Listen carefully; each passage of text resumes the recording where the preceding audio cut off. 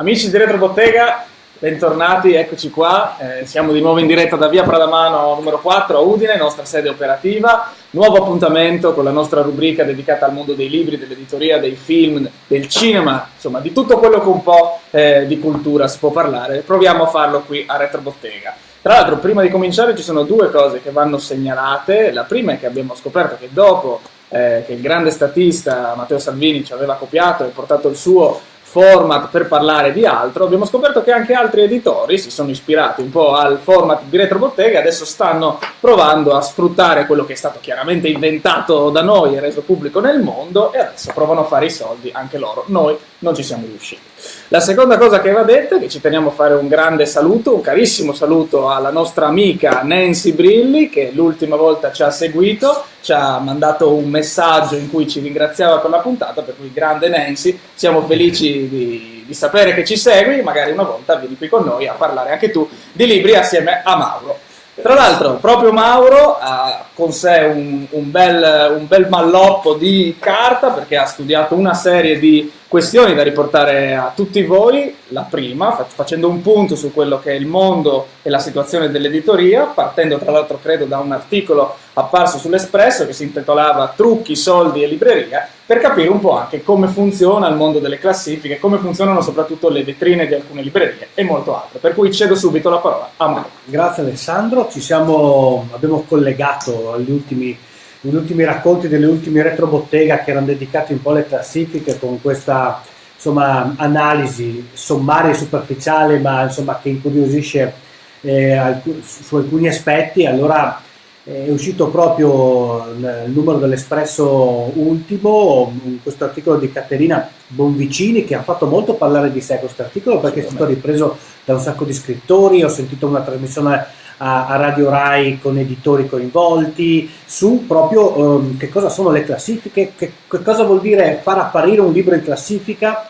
perché fa un'analisi molto bella che poi si allarga insomma rispetto solamente alle classifiche. Intanto sui giornali lei dice, la Bonvicini dice che compaiono solo i primi 20, ma invece è interessante vedere che cosa succede alla 2.000ª posizione, alla 3.000ª posizione. E allora Einaudi Stile Libero, Paolo Repetto, il direttore di Einaudi Stile Libero, dice: le classifiche sono uno strumento utile nelle parti basse. Se pensiamo a che De Giovanni era pubblicato da Fandango e continuava a muoversi tra la 2.000ª e la 3.000ª, ma era costante sempre lì, dopo questo ci ha fatto approfondire De Giovanni come autore e poi l'abbiamo portato in Einaudi, no? Quindi la prima cosa è di non fermarsi sicuramente alle prime 20 posizioni. Carabba, responsabile dell'editoria narrativa responsabile editoriale della narrativa italiana di Mondadori, dice che se un esordiente pubblica un libro e vende 200-250 copie a settimana, è un libro che tiene ed ha buonissimi numeri per essere un esordio, no? Quindi bisogna sempre verificare poi quali sono i libri e che contesto diciamo hanno. È molto interessante dire che lo dice Marco Vigevani di Italian Literary Agency, un libro può vendere in molto tempo e non entrare mai in classifica. Assolutamente. È il caso dell'autrice Vela Diano, che ha venduto circa 20.000 copie ma non è mai entrata in classifica. Perché ci sono sempre gli stessi nomi nella top 10 o nella top 20. Questo è interessante capire per quale motivo troviamo sempre. Li abbiamo sempre analizzati, settimanalmente sono sempre gli stessi o addirittura anno dopo anno, no? Li ritroviamo, esatto. C'è una spiegazione abbastanza semplice, perché i librai di solito tendono a prenotare i libri che hanno venduto di più, no? Quindi se esce il Fabio Volo di turno, certamente, ovviamente vedendo il dato di venduto dello scorso anno, loro acquisiscono già un numero tale di libri che lo fa entrare nuovamente in classifica. È interessante perché poi l'articolo si sviluppa sul fatto che si possono fare tutte le operazioni di marketing che vogliamo. Possiamo acquistare pagine pubblicitarie intere di quotidiani nazionali che hanno un costo anche molto elevato. Assolutamente. Si possono acquistare spazi nelle librerie sottolinea l'articolo che ad esempio le vetrine delle catene, delle grandi catene delle librerie in Italia sono spazi acquistati e non spesso libere scelte, diciamo, del singolo libraio, anche se poi c'è sempre fortunatamente delle incursioni, esatto, di qualche libraio che si sgancia da questi, esatto, dicta. E quindi l'articolo dice: ma l'editore può entrare in classifica forzando? È raro, no? Perché si arriva fino a un certo punto, ma poi se pensiamo a quello che dice Einaudi, che dice che hanno fatto una prima tiratura del libro Open di Agassi di 11.000 copie e poi il libro ne ha vendute 700.000.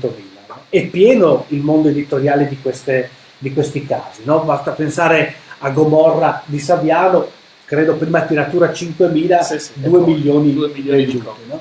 Allora, come dire, la classifica è importante, ma poi, come sempre capita nel libro, il risultato sfugge a qualsiasi logica, a qualsiasi operazione di marketing, perché il passaparola è talmente potente, forse più potente di tutte le altre prodotti commerciali, che il consiglio dell'amico o il regalo fa sì che ovviamente sui grandi numeri poi porti il libro a vendere come non si è mai pensato, insomma, o come non si è mai creduto nel momento di pubblicarlo. Anche noi ci meravigliamo a volte che un nostro libro, che magari abbiamo stampato in una tiratura magari un po' più bassa, poi invece chissà perché riesce a conquistare un suo pubblico, una sua fetta di mercato.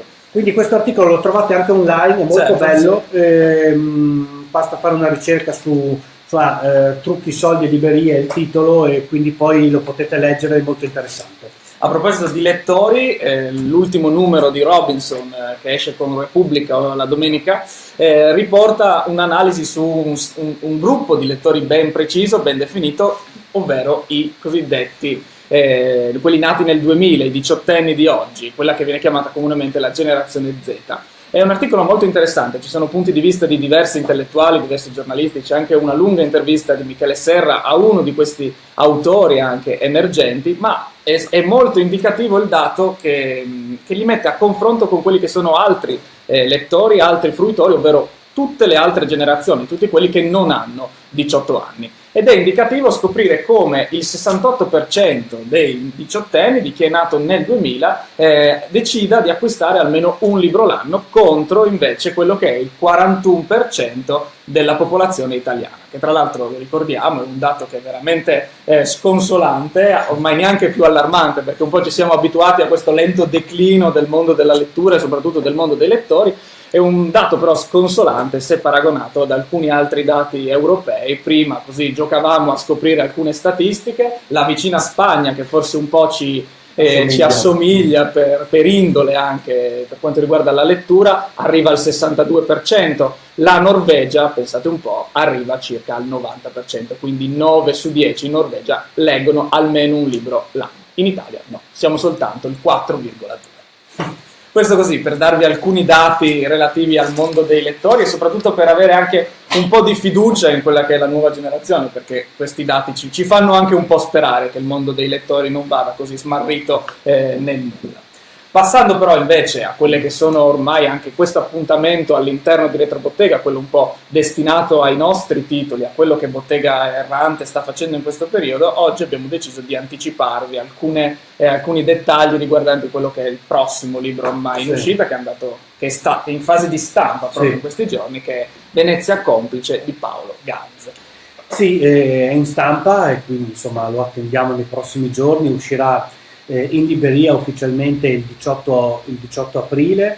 Si tratta del terzo titolo della collana Le città invisibili, quindi dopo Udine di Paolo Medeossi e La Pordenone di Lorenza Stroppa, adesso andiamo nella città più bella del mondo, una delle più amate, con Venezia complice di Paolo Ganz, autore di numerosissimi libri anche su Venezia, autore veneziano doc, che ha scritto insomma tantissime cose a livello di narrativa, ha scritto anche tantissime cose a livello di saggistica, lui è anche un musicista, quindi insomma un autore molto conosciuto. L'ultimo libro è un libro sulla Grecia pubblicato da Ediciclo, e qui Venezia Complice, intanto sul nostro profilo Facebook potete già vedere la meravigliosa, perché è l'aggettivo giusto. È l'aggettivo giusto, la meravigliosa copertina firmata da Andrea Longhi, carnettista e disegnatore bravissimo, che ha collaborato ai disegni anche all'interno del libro, e quindi che impreziosisce sicuramente questo volume. Sono 11 racconti, 11 racconti ambientati a Venezia, con i protagonisti che si muovono in questa città, che qui è una città donna, è una città un po' segreta, un po' notturna, un po' maliziosa, un po' ruffiana, è una città che ha un rapporto con l'acqua sempre costante in tutte le storie.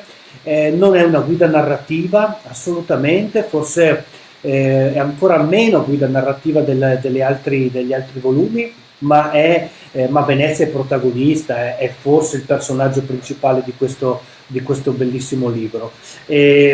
Cito solo alcune cose anche dalla quarta di copertina. Sì. C'è Saverio il matto, c'è la donna innamorata dell'aviatore, c'è un famoso attore americano che sconvolge la vita di un ristoratore veneziano, c'è Lorenza del bar tabacchi alla Darsena, c'è Bianca, i gatti e l'alluvione del 1966, c'è una giovane donna di Marsiglia che insegue un maestro di pittura, c'è un vecchio che vive insieme ai fantasmi delle sue amanti. Insomma, c'è una carrellata di personaggi che solo a Venezia e solo tra le calli veneziane possono vivere, amare e rimanere, diciamo, ancorati a questa città galleggiante che insomma è meravigliosa. E quindi questo è un po' l'annuncio che facciamo. Il libro ha ancora 2 settimane prima di essere in libreria, però l'abbiamo voluto anticipare anche attraverso un concorso, che poi anche ci sarà una particolare presentazione, no? Sì. Come spesso accade in questi libri, giochiamo anche sul tipo di presentazione. Una specie di concorso, perché abbiamo dedicato un po' di tempo anche a voi lettori, alle persone che leggono i libri di Bottega Errante. Abbiamo deciso, siccome in questo libro si racconta un po' la Venezia di Paolo Ganza, le storie di Paolo Ganza, abbiamo deciso di premiare tutte le altre Venezie, quindi invitare ogni lettore a raccontarci la sua Venezia nascosta, oppure la sua storia che ha privata con questa città, facendolo semplicemente inviandoci una fotografia della Venezia che si ama e un piccolo testo in cui raccontare appunto questa fotografia. Poi le indicazioni complete le trovate sulla nostra pagina Facebook, e poi il consiglio è quello di partecipare. Mauro lo diceva giustamente, il libro esce il 18 aprile in libreria, noi il 21 aprile però sabato mattina a partire dalle 11 facciamo un evento speciale dedicato a questa città. Non ci fermiamo in una libreria per una presentazione classica, ma abbiamo deciso di partire da una libreria, la Mare di Carte, e arrivare in un'altra libreria, la Goldoni, guidati da Paolo Ganz, attraverso quella che è la sua Venezia, per cui è veramente un'occasione per passare una mattinata all'interno di questa città e ascoltare, perché no, qualche storia. Ci colleghiamo, un collegamento che abbiamo naturale, perché adesso vi raccontiamo brevissimamente le 10 più belle librerie al mondo. Tra queste non sveliamo ancora in che posto della classifica si trova, ma c'è anche una libreria veneziana. Abbiamo preso, diciamo, questa classifica da Daily Best, quindi Daily Best. Due di queste 10 io ho avuto la fortuna di vederle, e quindi partiamo dalla 10ª e svegliamo quali sono le 10 librerie assolutamente da visitare almeno una volta nella vita. Partiamo da lontano, attraversiamo l'oceano, ci avviciniamo a quello che è un altro oceano, il Pacifico. Siamo in California, esattamente a Ojai, spero di dirlo giusto, dove c'è questa Bart's Book, una libreria all'aperto, una libreria veramente sotto quello che è il sole della California, in cui poter godere contemporaneamente del piacere della lettura e del piacere veramente del sole. Andiamo invece in Europa, al 9° posto c'è la Shakespeare & Company, famosissima, una delle più famose librerie al mondo, anche insomma teatro di vari film.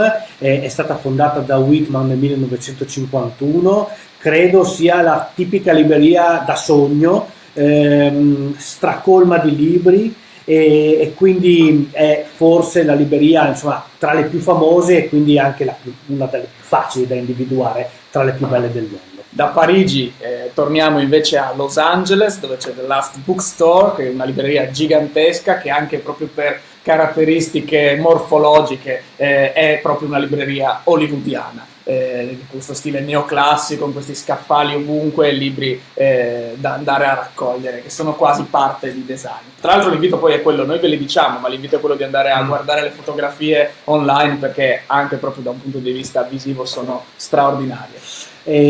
Andiamo dall'altra parte dell'oceano, a Città del Messico, dove El Pendulo è una libreria, è un posto magnifico, è una sorta di giardino, ristorante, libreria, quindi potreste insomma, consultare libri in mezzo agli alberi, in mezzo alle piante, in mezzo ai tavolini del ristorante. È una vera e propria oasi di pace in Città del Messico, che è una delle metropoli più incasinate del mondo, e invece lì forse c'è un'oasi di pace, e se andate a vedere su Google vedrete che è fantastico. Ma facciamo un salto in Italia, a Roma, dove c'è la Buca Bar, che è il posto ideale se amate spuntini, caffè e grandi libri d'arte. Siamo all'interno di quello che è il Palazzo delle Esposizioni, e appunto si può prendere un caffè tranquillamente riposati in questo luogo dal design minimal ma al tempo stesso moderno, in cui i colori che escono da questo bianco sono appunto i colori dei libri. Andiamo a Maastricht, che insomma... Questo voglio sentirtelo pronunciare, Mauro. La Boek Ländel Selectix Domenicane. Ci fidiamo. Ci fidiamo, una pronuncia orribile. In Olanda si trova questa meravigliosa chiesa domenicana del 1294, trasformata dallo studio di due architetti olandesi in una libreria meravigliosa. La chiesa originale venne chiusa poi durante il periodo di Napoleone Bonaparte ed è stata abbandonata per 2 secoli, finché nel 2007 è stata convertita in libreria, e quindi è andato in questa meravigliosa chiesa in mezzo agli scaffali e in mezzo ai libri. Andiamo adesso in una di quelle librerie che Mauro ha avuto il piacere di incontrare, che è la libreria Lello e Irmão a Porto, in Portogallo, e si sente in questa libreria, Mauro, confermalo tu, quello che abbiamo letto tra le pagine di questa classifica è che si sente ancora il profumo delle pagine dei libri, come se fossero quelle del 1906, quando questa libreria è stata inaugurata da questo ingegnere portoghese, Francisco Xavier Esteves. Non solo, ho anche comprato dei libri, ho trovato delle edizioni italiane in questa libreria, Portogallo, mi sembra di un libro di Pessoa, ho trovato un'edizione italiana, allora ero a corto di libri, li avevo finiti, allora mi sono catapultato in questa meraviglia e li ho trovati.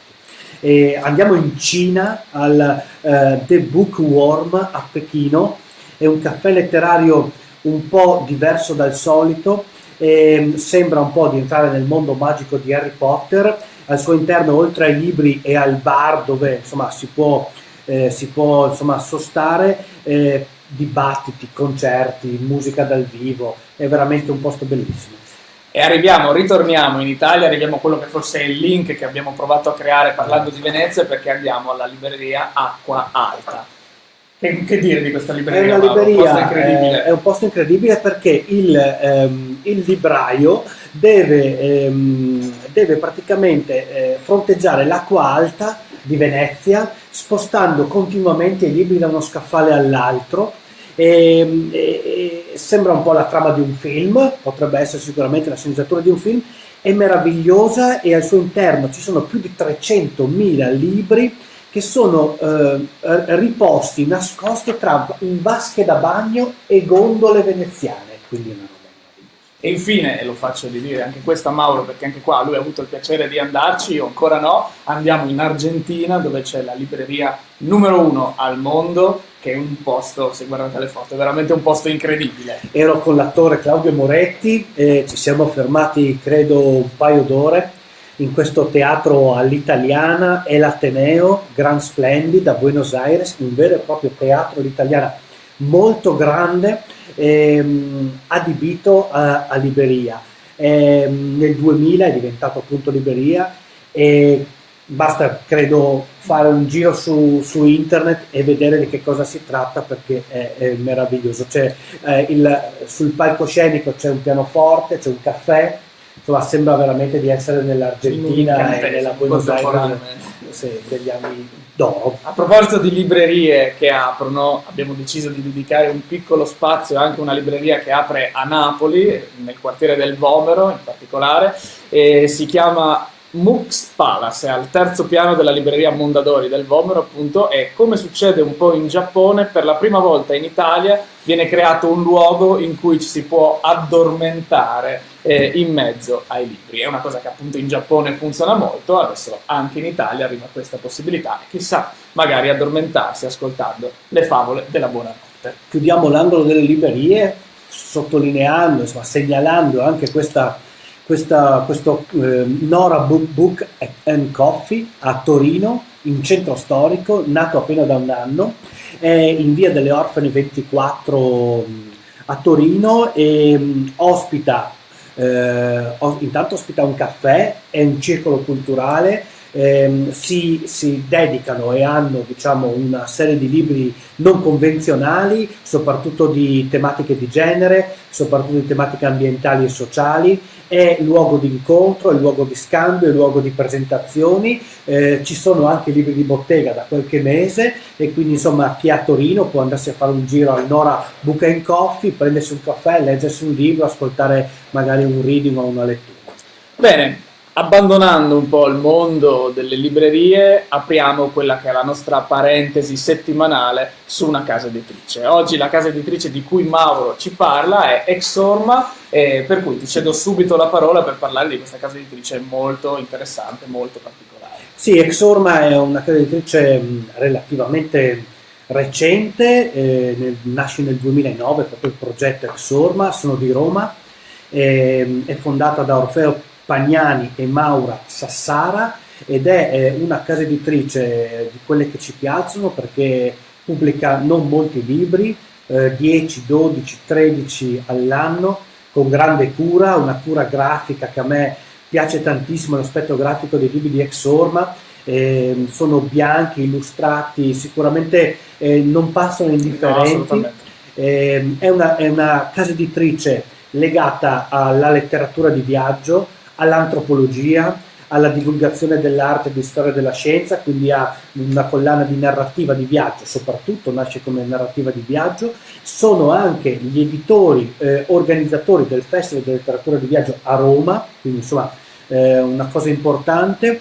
Diciamo che si dividono soprattutto in due grandi collane, gli scritti traversi, che è appunto dedicato ai luoghi, ed è soprattutto un viaggio sempre, insomma, che va alla ricerca di qualcosa di contemporaneo. Non sono mai diari semplici di viaggio, ma sono riflessioni, insomma, che si ampliano rispetto, insomma, all'esperienza poi del viaggiatore.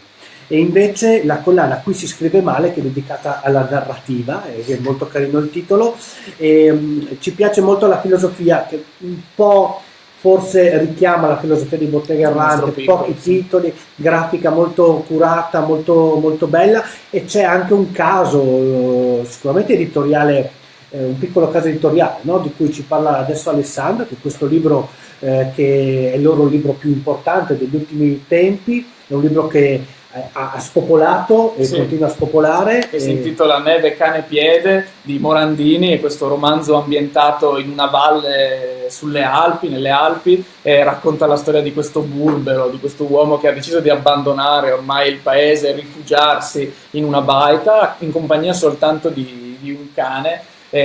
Poi non si capisce bene all'inizio se è il vecchio burbero che ha qualche allucinazione o se è il cane che ha qualche potere particolare. Fatto sta che il cane parla, chiacchiera tantissimo, chiacchiera a lungo, dice e conferma le proprie opinioni, ma tutto questo sembra andare scorrere molto normale. A un certo punto però questo vecchio uomo troverà, al momento del disgelo primaverile, la gamba di un altro uomo uscire da quelli che sono i resti di una valanga, e lì in qualche modo l'avventura cambia. È un bellissimo libro che racconta una pagina bellissima di narrativa di montagna, per cui chi ama in primo luogo la montagna non se lo deve far sfuggire, perché è veramente un grande narratore dei luoghi sopra i 1500 metri. Tra l'altro un libro che ha avuto un enorme successo partendo soprattutto da una comunità su Facebook che ha adottato un po' questo libro e ha decretato il successo. E ha fatto poi opera di promozione e divulgazione, quindi insomma una cosa molto interessante. E invece il libro che Alessandro questa volta ci consiglia è un libro che anch'io ho letto e ho amato molto. Mi sono molto divertito a leggere. Di che cosa si tratta? Lo sto rileggendo in questi giorni, che è Una passeggiata nei boschi di Bill Bryson, questo scrittore e giornalista che a un certo punto della propria vita decide di mettersi in cammino, di fare il sentiero degli Appalachi. Inizialmente sembra quasi costretto a doverlo fare da solo, poi gli si avvicina a un suo vecchio amico di lunga data, un personaggio improbabile, come di fatto è improbabile lui per affrontare un cammino comunque di quell'impegno. È una bellissima pagina sulla narrativa sull'andare, appunto una narrativa dedicata al cammino, perché è molto ironico, ci si diverte molto, si ride molto e al tempo stesso si respira il piacere dell'andare, il piacere dello stare in mezzo alla natura, di confrontarsi anche con quelle che sono le difficoltà, ma allo stesso tempo le gioie e le bellezze dello stare immersi nella natura. Recentemente ho visto, non mi ricordo se su Iris o Rai 5, insomma c'era il film con Robert Redford e Nick Nolte, un film carino, però il libro ha una spinta in più secondo me, anche se è divertente anche il film, l'ho visto molto volentieri, però il libro insomma ha una spinta in più, come dici tu. Allora dici anche un po' qual è, per chiudere, il film della settimana, che cosa ci consigli di andare a vedere? Ho scelto questo film che è una via di mezzo tra un film, potremmo dire d'avventura, un film drammatico e un film horror. Si intitola A Quiet Place, un posto tranquillo, diretto e interpretato da questo John Krasinski, che è un giovanissimo regista e attore. Siamo negli Stati Uniti, dove questa famiglia vive nel silenzio per fare in modo di non essere scoperta da queste strane creature che a un certo punto hanno deciso di abitare il nostro pianeta, e per cui imparano il linguaggio dei segni per comunicare tra loro senza farsi sentire. Il problema qual è? È che la donna chiaramente è incinta e quindi di lì a poco nascerà un bambino, e il bambino è difficile che decida di rimanere in silenzio. Chiudiamo con i due appuntamenti che abbiamo questa settimana. Abbiamo Renzo Brollo con la sua Montagna Storta venerdì ad Osoppo, e poi invece avremo la nuova tappa del Fiume Sono Io di Alessandro Trasinato a Granze. Bene, l'invito è a continuare a seguirci lunedì prossimo. Noi saremo di nuovo qua, di nuovo di lunedì e non più di martedì, per cui grazie per averci seguito. A lunedì prossimo, buona serata. Ciao a tutti.